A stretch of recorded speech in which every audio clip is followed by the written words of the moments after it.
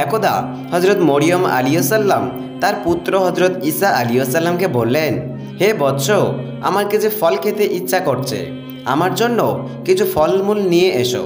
সেই সময় হজরত ঈসা আলাইহিসসালাম এবং হজরত মরিয়ম আলাইহিসসালাম মরুভূমির মাঝে একটি নির্জন কুঠিরে একাকী বাস করতেন, আর তাদের সাথে কেউ থাকতো না। মায়ের আদেশে হজরত ঈসা আলাইহিসসালাম তার মায়ের জন্য ফলমূল আনতে চলে গেলেন, আর এদিকে হজরত মরিয়ম আলাইহিসসালাম একাকিনী সেই কুঠিরে রয়ে গেলেন। এমন সময় মালাকুল মউত হজরত আজরাইল ফেরেশতা তার নিকটে উপস্থিত হলেন। হজরত মরিয়ম আলাইহিসসালাম ভয়ঙ্কর মূর্তি দেখে অত্যন্ত বিতস্তত হয়ে এবং ভয়ে ভয়ে তাকে জিজ্ঞাসা করলেন, আপনি কে এবং কি উদ্দেশ্যে এখানে আগমন করেছেন? মালাকুল মউত হজরত আজরাইল আলাইহিসসালাম তখন তাকে বললেন, আমি হলাম আজরাইল, আমি আল্লাহ রাব্বুল আলামিনের নির্দেশে আপনার জান কবজ করার জন্য আমি এখানে আগমন করেছি। দুনিয়াতে আপনার সময় শেষ হয়ে গিয়েছে, আপনি এখন পরপারের যাত্রী হওয়ার জন্য প্রস্তুতি গ্রহণ করুন। আজরাইল আলাইহিসসালামের এইসব কথা শুনে বিবর্ষ বদনে হজরত মরিয়ম আলাইহিসসালাম তাকে বললেন, হে মালাকুল মউত আজরাইল, আপনি আমাকে কিছুক্ষণের জন্য সময় দিন। আমি আমার প্রাণের চাইতে প্রিয় পুত্রকে ফল আনার জন্য একটু বাইরে পাঠিয়েছি, কিছুক্ষণের মধ্যেই সে ফিরে আসবে। দুনিয়া থেকে চির বিদায় গ্রহণের পূর্বে তার সাথে একটিবার তার সাথে দেখা করে যেতে চাই এবং বিদায়ের প্রাককালে তাকে 2-4টে উপদেশ বাণী শুনিয়ে যাওয়ার ইচ্ছা রাখি।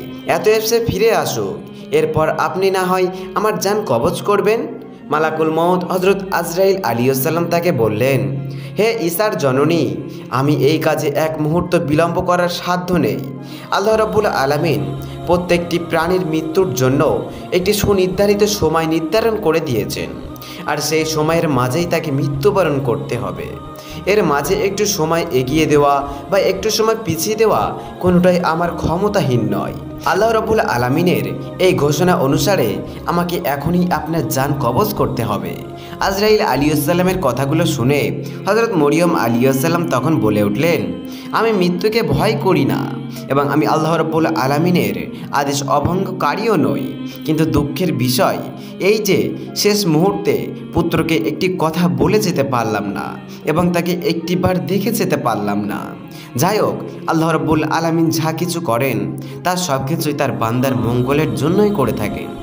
এরপর মরিয়ম আলাইহিসসালাম মালাকুল মউত হজরত আজরাইল আলাইহিসসালামকে নির্দেশ দিলেন তার জান কবজ করার জন্য। ফেরেশতা হজরত আজরাইল আলাইহিসসালাম যথাসময়ে মরিয়ম আলাইহিসসালামের জান কবজ করে চলে গেলেন এবং মরিয়ম আলাইহিসসালাম প্রাণহীন দেহটি মাটিতে পড়ে রইল।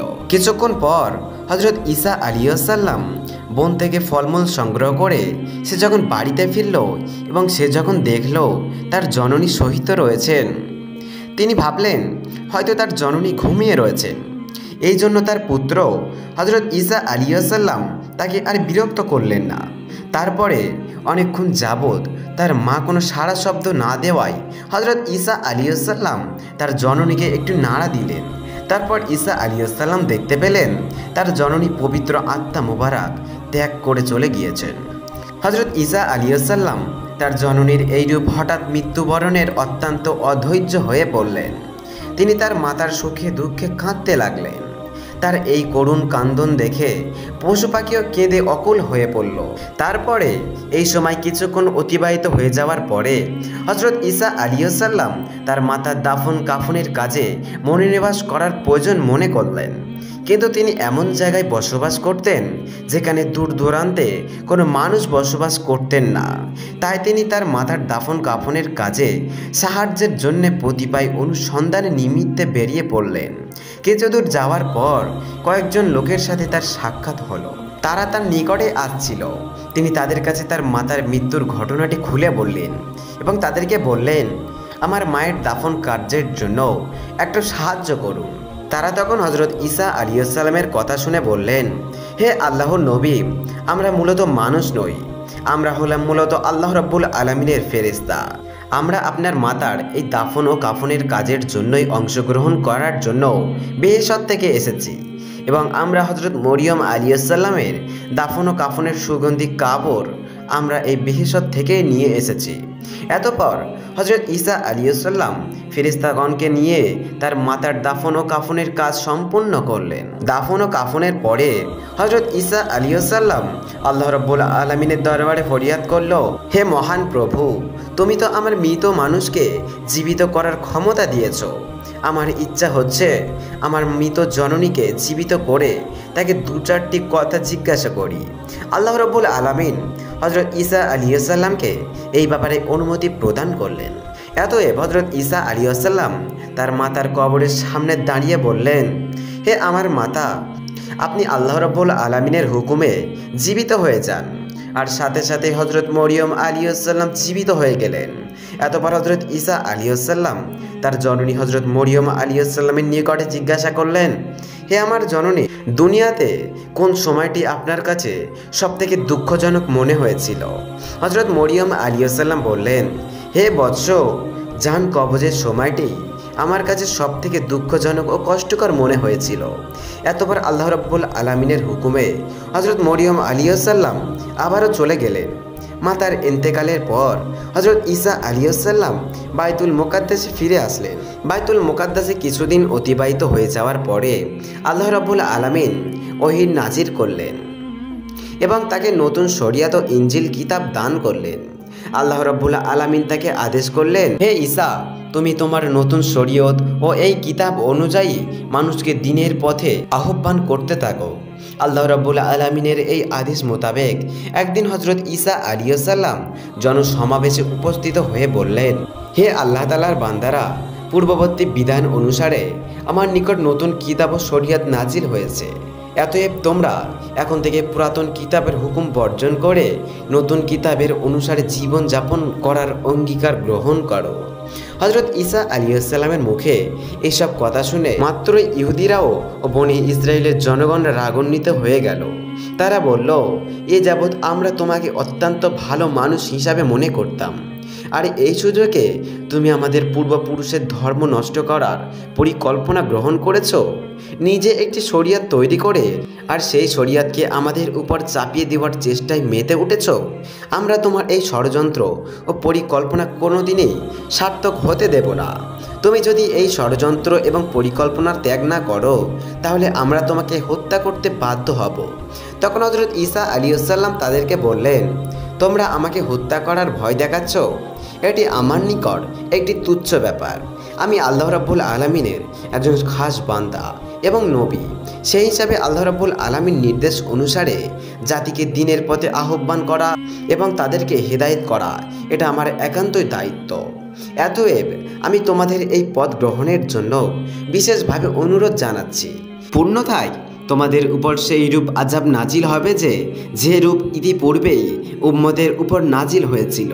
হযরত ঈসা আলাইহিসসালামের নতুন শরিয়তের কথা প্রচার হওয়ার সাথে সাথেই বনি ইসরায়েলের মাঝে বিভিন্ন রকম আলোচনা এবং সমালোচনা সৃষ্টি হলো। কত লোক বিরোধিতায় মেতে উঠল, আবার কত লোক হযরত ঈসা আলাইহিসসালামের নিকটে কালিমা পড়ে ইসলাম ধর্ম গ্রহণ করল। এরই মধ্যে নবী তাদের অসংখ্য মুজিজা প্রদর্শন করলেন। তার মধ্যে অন্যতম ছিল মৃত ব্যক্তিকে জীবিত করা, চির অন্ধকে আরোগ্য দান করা, কুষ্ঠ রোগীকে সুস্থ করে তোলা এবং মাটির পাখি তৈরি করে তাদের মধ্যে প্রাণ সঞ্চয়ন করা ইত্যাদি। নবীজির এই সকল মুজিজা দেখে অসংখ্য মানুষ হেদায়েতের পথে চলে আসলো। কিন্তু যারা একগুঁয়ে ছিল তারা এত সব কিছু দেখার পরেও নবীজির বিরোধিতায় মেতে উঠল। যখন নবীর বিরোধী বনি ইসরাইলগণ হযরত ঈসা আলাইহিসসালামের হত্যার পরিকল্পনা মেতে উঠল, তখন নবীর অনুসারী বনি ইসরাইলের মুসলমান তাদেরকে বলল, তোমরা ইতিপূর্বেই হযরত জাকারিয়া আলাইহিসসালাম এবং হযরত ইয়াহইয়া আলাইহিসসালাম হত্যা করেছ, আর এখন চাচ্ছ হযরত ঈসা আলাইহিসসালামকে হত্যা করার জন্য।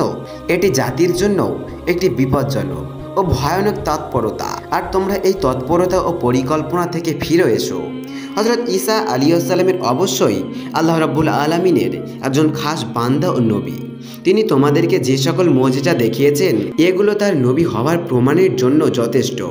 আরও একদিন হযরত ঈসা আলাইহিসসালাম নির্জনে সবাইকে বললেন, হে আল্লাহর বান্দারা, আল্লাহ রাব্বুল আলামিন হযরত ঈসা আলাইহিসসালামের শনিবার দিনটিকে ইবাদত করার জন্য নির্ধারণ করে দিয়েছেন। আর আমাকে দিয়েছেন রবিবার দিন। অতএব তোমরা সবাই রবিবার দিনটি কাজ কাম ব্যবসা বাণিজ্য বন্ধ করে একমাত্র আল্লাহ রাব্বুল আলামিনের ইবাদত করবে। আর এই দিনে তোমরা আল্লাহ রাব্বুল আলামিনের কিতাব তেলাওয়াত করবে এবং মানুষকে সৎ কাজের আদেশ দেবে এবং মন্দ কাজে নিষিদ্ধ করবে। কোনো খারাপ কাজে মনোনিবেশ করা যাবে না। এই হুকুম অমান্য করলে মহান আল্লাহ রাব্বুল আলামিন তোমাদের উপর অসন্তুষ্ট হবে এবং আল্লাহ রাব্বুল আলামিনের বিপদ আপদ আযাব আসার আকাঙ্ক্ষা বেড়ে যাবে। অতএব যে বনি ইসরাইল সম্প্রদায়, তোমরা সকলেই আমার এই দাওয়াত কবুল করে এই বিষয়টির উপর মনোযোগ দিয়ে আমল করো। হযরত ঈসা আলাইহিস সালাম আরও বললেন, হে বনি ইসরাইল ভাইয়েরা, আমি তোমাদের আরও একটি সুখবর দিতে চাই। তোমরা জেনে রাখো, আল্লাহ রাব্বুল আলামিন যে আমার উপর কিতাব নাজিল করেছেন তার হুকুম আহ্বান প্রতিষ্ঠিত করার জন্য আমি চেষ্টা চালিয়ে যাব। আমার পরে তোমাদের নিকট আরও একজন নবীর সুসংবাদ আমি তোমাদেরকে দিয়ে যাচ্ছি, যার নাম হবে আহমদ। তিনি হবেন পৃথিবীর শ্রেষ্ঠতম এবং শেষ নবী। তোমাদের মধ্যে যদি কোনো ব্যক্তি তার সাথে সাক্ষাৎ লাভ করে, তার ধর্ম গ্রহণ করে, তবে সেই ব্যক্তি সর্বাপেক্ষা ও সম্মানিত ব্যক্তি হবে এবং তার উপর একখানি সম্মানিত কিতাব অবতীর্ণ করা হবে। আর সেই কিতাবখানার নাম হবে আল কুরআন। এবং যে ব্যক্তি সেই আল কুরআন পাঠ করবে এবং তৎ অনুযায়ী আমল করবে, সেই ব্যক্তি হবেন অশেষ সব ও মর্যাদাবানী অধিকারী। তোমরা সেই নবীর প্রতি হৃদয়ের গভীর থেকে দরুদ ও সালাম পাঠ করবে, কেননা তিনি এমন একজন নবী যে যার প্রতি স্বয়ং আল্লাহ রাব্বুল আলামিন এবং ফেরেশতারা দরুদ পাঠ করেছেন। সেই নবীকে মহান আল্লাহ রাব্বুল আলামিন হাবিব ও দোস্ত বলে ঘোষণা দিয়েছেন। যদি তাকে সৃষ্টি না করতেন তাহলে আসমান এবং জমিন কিছুই সৃষ্টি করতেন না। অতএব তোমরা এর মধ্যেই বুঝে নাও তার মান ও মর্যাদা কতটুকু। আমি একজন নবী হওয়ার সত্ত্বেও সেই আখিরি নবীর একজন সাধারণ উম্মতের অন্তর্ভুক্ত হওয়ার জন্য অত্যন্ত আগ্রহী। যদি আল্লাহ রাব্বুল আলামিন যদি আমার এই প্রার্থনা কবুল করেন তাহলে আমি নিজেকে অত্যন্ত ধন্য বলে মনে করতাম। ধর্মদ্রোহী বনি ইসরায়েলের লোকেরা হযরত ঈসা আলাইহিস সালামের বক্তব্য শুনে বললেন, এ তো দেখছি মুসার শরীয়ত ভেঙে নিজে এক শরীয়ত প্রবর্তনের মাধ্যমে রাজনৈতিক দখল ক্ষমতা গ্রহণ করার ষড়যন্ত্র করে চলেছে। অতএব দেশের বাদশার নিকট তার এই ষড়যন্ত্রের কথা খুলে বলা উচিত। এছাড়া নতুন এক শ্রেষ্ঠ নবীর আগমনের কথা বলে আমাদেরকে তার দিকে আকৃষ্ট করার চেষ্টা করছো। আমরা এই দুর্দিবেশের জাল ভেদ করে তার গোপন উদ্দেশ্য সম্পর্কে অবগত হতে সক্ষম হয়েছি। এমতো অবস্থায় আমাদের আর বিলম্ব করা ঠিক হবে না। অতি শীঘ্রই এই ঘটনাটি বাদশার কাছে জানিয়ে দিতে হবে। এর সমউচিত শাস্তি দেওয়া উচিত। তখনকার সময় বাইতুল মুকাদ্দাসের সহ জেরুজালেম রাজ্যের বাদশা ছিলেন বনি ইসরায়েলের আয়ত্তে সেই বাদশা হযরত ঈসা আলাইহিস সালামের এবং তার অনুসরণকারীদের ঘোর বিরোধিতা ছিল। বনি ইসরায়েলের মধ্যে যখন এইরূপ চরম দ্বন্দ্বমুখের পরিবেশ সৃষ্টি হলো, তখন বাদশাহ হযরত ঈসা আলাইহিস সালামকে ও তার অনুসারীদেরকে চিরতরে দুনিয়া থেকে মুছে দেওয়ার জন্য ধর্মদ্রোহিতায় লিপ্ত হলেন। হযরত ঈসা আলাইহিস সালাম ও তার অনুসারীকারীদের কিভাবে এই দুনিয়া থেকে চিরতরে নিশ্চিহ্ন করে দেওয়া যায়, এই ব্যাপারে বাদশাহ একটি গোপনে মিটিং ডাকলেন। বাদশাহ সেই মিটিংয়ে বললেন, তোমাদের পূর্বপুরুষদের ধর্মকে নিশ্চিহ্ন করে দেওয়ার জন্য যেই লোকটি ষড়যন্ত্রে লিপ্ত হয়েছে তাকেও তার অনুসারীদেরকে এই দুনিয়ার জমিন থেকে নিশ্চিহ্ন করা আমাদের একান্ত দায়িত্ব ও কর্তব্য। এরা নবী ও রসুলগণের শত্রু এবং আল্লাহ রাব্বুল আলামিনেরও শত্রু। এই ব্যাপারে তোমাদেরকে যথাযথ সাহায্য করা প্রয়োজন, তা আমি সাহায্য করব, কারণ আমি জানি এদেরকে নিধন করা একটি সওয়াবের কাজ। এতে আমি অংশীদার ভাবতে পারলে নিজেকে ধন্য বলে মনে করব। বাদশার উৎসাহ দানের পরে সকলেই সমাধিতভাবে সিদ্ধান্ত নিল যে হযরত ঈসা আলাইহিস সালাম ও তার অনুসরণকারীদেরকে এই জমিন থেকে চিরতরে নিশ্চিহ্ন করে ফেলবে। সেই মর্মে তারা হযরত ঈসা আলাইহিস সালামের হত্যার পরিকল্পনা গ্রহণ করলেন। পরের দিন থেকে হযরত ঈসা আলাইহিস সালামের পিছনে লেগে গেল। সর্বক্ষণ সবসময় তাকে অনুসরণ করে পর্যায়ক্রমে নিয়মিত ডিউটি দিতে লাগলো। অনেক দিন যাবৎ তারা নবীকে একাকী পাওয়ার চেষ্টা করতে লাগলো। তখন ঈসা আলাইহিসসালামের অনুসারীরা দেখল বনি ইসরাইলরা তাকে হত্যা করার জন্য উঠে পড়ে লেগেছে। তখন তারা হযরত ঈসা আলাইহিসসালামের পাহারায় নিযুক্ত হলে ফলে বনি ইসরাইলরা হযরত ঈসা আলাইহিসসালামকে আর একাকী পাওয়ার সুযোগ পেল না। অবশেষে তারা সিদ্ধান্ত নিল নবীর অনুসারীদের সহ হত্যা করতে হবে, যেহেতু নবীর প্রহরীরা সর্বদা নবীর পিছনে থাকে, অতএব তাদেরকে হত্যা করা তেমন কোনো কঠিন কাজ হবে না। একদিন হযরত ঈসা আলাইহিসসালাম তার সঙ্গীদেরকে নিয়ে আইনি সালুক নামে এক গৃহে পৌঁছালেন। এই খবর জানতে পেরে বনি ইসরায়েলের সেই লোকেরা দলবদ্ধ হয়ে সেই ঘরটি ঘেরাও করল এবং হযরত ঈসা আলাইহিসসালামকে হত্যা করার জন্য দৃঢ় পরিকল্পনা করল। এই সময় আল্লাহ রাব্বুল আলামিন একটি ফয়সালা করে দিলেন যে তিনি তার নবীকে আসমানে উঠিয়ে নেবেন। এই মর্মে মহান রব্বুল আলামিন হযরত জিবরাইল আলাইহিসসালামকে আদেশ করলেন, হে জিবরাইল, তুমি যাও এবং আমার নবীকে সসম্মানে আসমানে তুলে নিয়ে আসো। আল্লাহ রাব্বুল আলামিনের আদেশ পেয়ে হযরত জিবরাইল আলাইহিসসালাম তাৎক্ষণিক সেই ঘরের ছাদ ভেদ করে হযরত ঈসা আলাইহিসসালামের নিকট চলে আসলেন এবং তাকে বললেন, হে নবী, আপনার ব্যাপারে মহান আল্লাহ রাব্বুল আলামিন সিদ্ধান্ত হলো আপনি এখনই আমার সাথে আসমানে চলে যাবেন। হযরত ঈসা আলাইহিসসালাম আল্লাহ রাব্বুল আলামিনের আদেশ মতো জিবরাইল আলাইহিসসালামের সাথে আসমানে যাওয়ার প্রস্তুতি নিতে লাগলো। বিদায় এনে নিহাতে কিতাবে বর্ণিত আছে যে হযরত জিবরাইল আলাইহিসসালাম হযরত ঈসা আলাইহিসসালামকে একটি সাদা মেঘখণ্ডের উপর উঠিয়ে আসমানে নিয়ে চলে গেলেন এবং নবীজিকে চতুর্থ আসমানে তুলে দিয়ে বিশ্রামের আসন্ন করে দিলেন। এদিকে বনি ইসরাইলরা দীর্ঘ সময় ঘর ঘেরাও করে রাখার পরেও যখন দেখল হযরত ঈসা আলাইহিসসালাম তার অনুসারীরা ঘর থেকে বার হচ্ছে না, তখন তাদের সর্দার সইয়ই খোলা তরবারি হাতে নিয়ে লাফাতে লাফাতে ঘরের মধ্যে প্রবেশ করলেন। ঘরের সকল কক্ষে হযরত ঈসা আলাইহিসসালামকে তন্ন তন্ন করে খুঁজতে লাগলেন, কিন্তু কোথাও তাকে খুঁজে পাওয়া গেল না। এমন সময় হযরত জিবরাইল আলাইহিসসালাম তার মুখমণ্ডলে একটি ফুঁফ দিয়ে দিলেন। সাথে সাথেই তার চেহারা হযরত ঈসা আলাইহিসসালামের চেহারায় রূপান্তরিত হয়ে গেল। এমতো অবস্থায় যখন সে ঘরের বাইরে আসলো, তখন বনি ইসরাইলরা তাকে হযরত ঈসা আলাইহিসসালাম মনে করে পাকড়াও করে নিল এবং তার উপর প্রচণ্ড মারধর করতে লাগলো। কিন্তু কি থেকে কি হয়ে গেল তাদের সর্দার সইয়ই কিছুই বুঝতে পারল না। ইহুদিদের সর্দার সইয়ই তখন চিৎকার দিয়ে বলতে লাগলো, ভাইয়েরা, তোমরা কি করছো? তোমরা আমাকে মারছো কেন? আমি তোমাদের সর্দার সইয়ই। আমি ঈসাকে সব জায়গায় তন্ন তন্ন করে খুঁজে হয়রান হয়ে গিয়েছি, কিন্তু কোথাও তাকে পাওয়া গেল না। তোমরা কি এখন তাকে না পেয়ে আমাকে কি হত্যা করবে? ইহুদিরা তার কথা শুনে হাসতে লাগলো এবং বলতে লাগলো, বেটা ধোঁকাবাজ, তুই চুপ থাক। যদি আমাদের সর্দার হয়ে থাকিস তাহলে ঈসা কোথায় গেল? নিজের জীবন বাঁচানোর জন্য এখন কতই না তালবাহানা দেখাবে। তোর কোন কথা এবং প্রতারণায় আমরা ভুলব না। আজ আমরা তাকে হত্যা করেই ছাড়ব। সইয়ই নিজেও জানতে পারল না যে তার চেহারা পরিবর্তন হয়ে হযরত ঈসা আলাইহিসসালামের চেহারায় রূপান্তরিত হয়েছে।